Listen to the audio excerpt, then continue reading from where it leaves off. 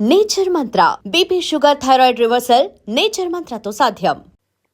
ఆయన జెమినీ స్టూడియోకి అసలు ఒక వెన్నుపూస. ఎన్ని సినిమాలకైనా మ్యూజిక్ చేశారో, ఎన్ని సినిమాలకైనా ఇంజినీర్‌గా చేశారో చెప్పలేం. అంత మంచి మనిషి. సరే ఇది అయిపోతుంటే ఈ ప్రస్థానం అయిన తర్వాత నెక్స్ట్ నా ప్రయత్నాలు నేను ఒక్కొక్క ప్రొడ్యూసర్స్ దగ్గరికి, అందరి దగ్గరికి వెళ్ళడం, ప్రయత్నాలు చేసుకోవడం జరుగుతోంది. ఒక సినిమా పాట పాడారు. అయినప్పటికి కూడా అవకాశాలు రాలేదు అంత ఈజీగా. అంత ఈజీగా రావండి అక్కడ. ఎందుకంటే ఈ పాట పాడిన వెంటనే చాలా వెళ్ళిపోతుంది ఛానల్స్‌కి, అన్ని మొత్తం అక్కడ ఉన్నటువంటి వాళ్ళందరికీ తెలిసిపోతుంది. తెలిసిన తర్వాత ఎలా పాడారు, ఎవరెవరు పాడారు అని అంతా న్యూస్ వెళ్ళిపోతుంది. వెళ్ళిన తర్వాత బాగా పాడారు అని చెప్పి దాని తర్వాత నెక్స్ట్ మళ్ళీ కామ్ అయిపోయింది. ఎందుకో నాకు అర్థం కాలేదు. సరే మన ప్రయత్నం మనం వదలకూడదు అని చెప్పి అలా ప్రయత్నం చేస్తూ చేస్తూ నన్ను పరిచయం చేసినటువంటి ఈయన ఉన్నారు కృష్ణారావు గారని. ఆయన ఫ్రెండ్ ఒక ఆయన యుఎస్ఆర్ మోహన్ రావు. ఆయన కూడా చాలా సినిమాలు చేశారు. నేను మావిడ, యావండో శ్రీమతి గారు, ఇల్లంతా సందడి, ఇలా చాలా సినిమాలు చేశారు. ఆయన దగ్గరికి తీసుకెళ్ళారు. తీసుకెళ్తే ఇలా మా వాడు పాడుతున్నాడని మొన్న ఒక సినిమాలో పాడాడు, అది మీరు వినండి సార్ అని వినిపించాం. ఈ పాట అప్పట్లో క్యాసెట్, టేప్ రికార్డు తప్ప వేరే ఆధారం లేదు. అది వేసి వినిపించగానే బాగా పాడాడండి, మనం ఇప్పుడు సినిమా ఒకటి నేను మావిడ అనే సినిమా చేస్తున్నాను, తప్పకుండా నేను చెప్తాను, సత్యం గారు మ్యూజిక్ దానికి, ఆయన దగ్గరికి తీసుకెళ్దాం అని చెప్పి ఆయన తీసుకెళ్లారు సత్యం గారి దగ్గరికి. ఏమండి కుర్రాడు బాగా పాడుతున్నాడు, ఓ పాట ఈయనకి ఇవ్వండి సార్ అంటే, నో నో నో నేను బాలసుబ్రహ్మణ్యం తప్ప ఇంకెవ్వరి చేత నేను పాడించను, ఇలాగే చాలా చాలా సీరియస్గా చెప్పారు. ఆయన మాట వింటేనే నాకు భయం వేసింది, అంత కోపంగా చెప్తే గురువు గారు నమస్కారం పెట్టి, సార్ ఏదో చిన్నవాడిని సార్, ఒక పాట ఇవ్వండి సార్ అని అడిగితే, నో ఈ పాట చాలా బాగా వచ్చింది, సుశీల గారితో బాలుయే పాడాలి అని చెప్పి అన్నారు. ప్రొడ్యూసర్ ఒక మాట అన్నారు, సత్యం గారు కొత్త వాళ్ళకి అవకాశం ఇవ్వకపోతే బాలు కూడా కొత్తవాడే ఒకప్పుడు. ఘంటసాల గారు ఉన్నప్పుడు బాలు ఇవ్వద్దు అంటే కనుక ఘంటసాల గారు అతను వచ్చేవాడా? అలాగా ఆ రోజుల్లో ప్రొడ్యూసర్స్ కానీ వాళ్ళు ఎంకరేజ్ చేయకపోతే బాలు గారు వచ్చేవారా? ఈ కుర్రాల్లో టాలెంట్ ఉంది కదా, నేను పాటిస్తానంటున్నాను, నేను ప్రొడ్యూసర్, డబ్బు ఇచ్చేవాడిని నేను, మీరు ఎంకరేజ్ చేయండి చాలు అంటే, నోనో నా పాట చెడిపోతుంది, నేను అసలు ఇవ్వనన్నాను. సరే ఇది పద్ధతిగా లేదు, ఆయన నేను తర్వాత మాట్లాడతాను బాబు, రేపు వెళ్ళిండో కదా రికార్డింగు, నువ్వు ఇంటికి వెళ్ళిపో అన్నారు. నన్ను వెళ్ళిపోయాను. తర్వాత రికార్డింగ్ రోజు వచ్చింది. ఆ రోజు మళ్ళీ జెమినీ స్టూడియోలోనే పడింది నా అదృష్టానికి. ఆ కోటేశ్వర గారు, నువ్వా ఒరే బాగా పాడాలి, పాట భలే వచ్చిందిరా, కంపోజింగ్ బాగా చేశారు సత్యం గారు అన్నారు. మీ ఆశీర్వాదం సార్ అన్నాను. అలా నేను వెళ్ళాను. నన్ను చూడగానే ఆయన నో రికార్డింగ్ క్యాన్సిల్, క్లోజ్ అన్నాడు ఆయన. రికార్డింగ్ వద్దన్నారు. సుశీల్ గారు వచ్చి కూర్చున్నారు అక్కడ, వద్దన్నారు. వద్దనేసి ఆయన వెళ్ళిపోయాడు కోపంగా. నేను ఇంటికి వెళ్ళిపోతున్నాను, వెళ్ళిపోయాను. ఇంకెవరు చేస్తారు దీనికి, ఏంటి పద్ధతి అని. ఇప్పుడు కోటేశ్వర గారు, నువ్వేం కంగారు పడకురా, నువ్వేం కంగారు పడకు, వాసురావు అని అతను గిటారిస్ట్ ఉన్నాడు, ఎస్ రాజేశ్వరరావు గారు అబ్బాయి, సత్యం గారి దగ్గర గిటారిస్ట్ అయిన. అదే వాసు, సుశీల గారు ఉన్నారు, సుశీలమ్మ ఏం చేద్దాం అన్నారు. అంటే నేనేం చేస్తానండి, ఆయన వెళ్ళిపోయారు అంటే ఆవిడ, మీరు నాకు నేను చెప్పినట్టు చేస్తారా అన్నారు ఆయన. కోటేశ్వరరావు, చేస్తాను చెప్పండి, మీరు కుర్రాడికి పాట నేర్పాలి, మీరు నేర్చుకున్నారు కదా ఆ పాట ఈయనకి నేర్పండి, నేర్పిస్తే ఎలా పాడతాడో చూద్దాం, మీకు నచ్చితేనే పాడిస్తాను, లేకపోతే పాడించను అని అంటే, సుశీల గారు దానికే ఉందండి తప్పకుండాను, నాకు రామకృష్ణ ఎంతో ఈయన అంతే అని పాపం ఆవిడ చాలా మంచి మనసుతోటి సరస్వతీదేవిలా నేర్పించారు పాట. అదే స్టూడియోలో అక్కడ రికార్డింగ్ దగ్గరే ఇవన్నీ అక్కడే జస్ట్ ఆవిడ రూమ్ లో కూర్చున్నారు. కూర్చుంటే నేను వెళ్ళాను, లిరిక్స్ ఆవిడ ఇచ్చి రాసుకోనా అని చెప్పి ఆవిడ పాట పాడించి, మరి సత్యం గారితో నాకు గొడవ అయిపోతుంది, అయినా సరే మరి కోటేశ్వరరావు గారు చెప్పారు కాబట్టి నేను చూసుకుంటాను, మీరేం పర్వాలేదమ్మా నేను చూసుకుంటానన్నారు అని. వాసురావు అతను ఉన్నాడు, ఆయనకి మీ అసిస్టెంట్గాను ఉండేవారు, గిటారిస్ట్గా ఉండేవారు. సో వాసురావు ఏమన్నారంటే, పాడిద్దాం సార్ దానికే ఉంది, నేను గురుగారితో మాట్లాడతానన్నాడు అతను కూడా. సరే రెండు రకాలుగా మనకి హెల్ప్ఫుల్ అయిందని వాసురావు గారును సుశీలమ్మ గారు కూర్చుని అతను గిటార్ వాయించారు, సుశీల గారు పాట నేర్పించారు.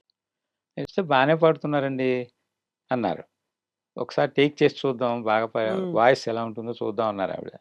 సరే ఇద్దరిది జెమినీ కోటేశ్వరరావు గారు ఆయన మహానుభావులండి. ఎందుకంటే ఆయన మైక్ అడ్జస్ట్‌మెంట్ చేయడంలో గాని, కొత్త వాళ్ళకి ధైర్యం చెప్పడంలో గాని చాలా గొప్ప దిట్ట ఆయన.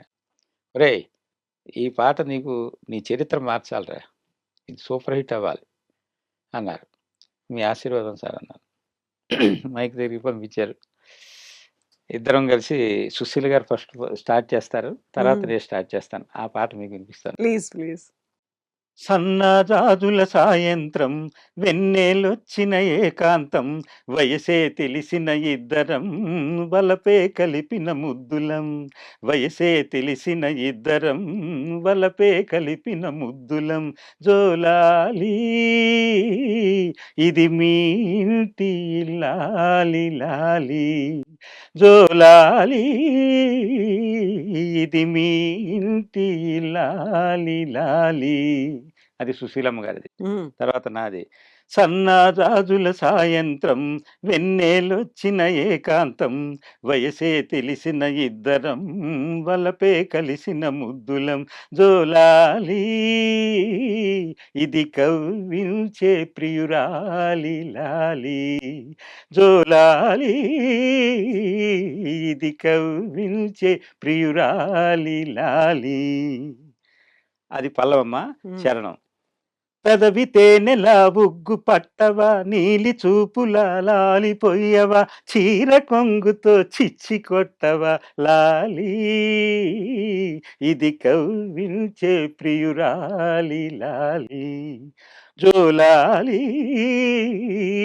ఇది కవ్వించే ప్రియురాలి లాలి వెన్నెలొచ్చిన ఏకాంతం కను సన్నజాజుల సాయంత్రం మనసే కలిపిన ఇద్దరం వయసే తెలిసిన ముద్దులం జోలాలి ఇది కవ్వించే ప్రియురాలి లాలి జోలాలి ఇది కవ్వించే ప్రియురాలి లాలి. హ్మ్. ఈ పాట మీరు పాడిన తర్వాత అది రికార్డ్ అయిపోయింది. వేటూరు గారు రాశారు ఇది. హ్మ్. ఇది రికార్డ్ అయిపోయింది. రికార్డ్ అయిన తర్వాత ఆయనకి ఎలాగో ఆయన సర్ది చెప్పారు. సత్యం గారికి సత్యం సర్ది గారికి చెప్పారు. సర్ది చెప్పారు. అది బాలసుబ్రహ్మణ్యం గారికి కూడా అందరూ చేరుకుంటుంది కదా! అందరూ విన్నారు. హ్మ్. విని ఈ పాట ఎలాగంటే ఆల్ ఇండియా రేడియోలో దగ్గర దగ్గర నాకు తెలిసి ప్రతిరోజు వచ్చేది. హ్మ్. సూపర్ పాపులర్ అయింది ఈ పాట. సుశీల గారు వెంటనే నాకు ఫోన్ చేసి చాలా బాగా హిట్ అయిందండి ఈ పాట. అది ఇది అని చెప్పి అన్నారు. హ్మ్. అమ్మా అంతా మీ ఆశీర్వాదం అమ్మా. మీరు నేర్పించారు. సరస్వతీదేవి నాకు నేర్పించింది. హ్మ్. మీరు కాదు.